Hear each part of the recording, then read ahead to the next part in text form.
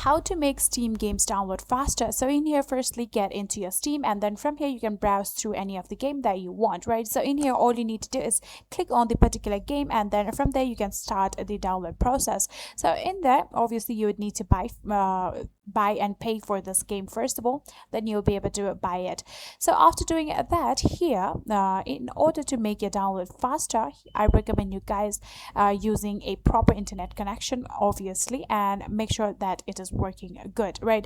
So after doing that, if you're using your PC, then I would recommend you guys use Ethernet cable instead of your Wi-Fi. So I would really recommend you guys do that instead of using a wireless connection, because like especially if you're downloading a high resolution video games, then obviously this would be a better option, right? So after doing that, here I'm pretty sure that your download would be much more faster than your regular Wi-Fi. So yeah, that is it. If you are still facing any sort of problem, then I recommend you guys restarting the PC.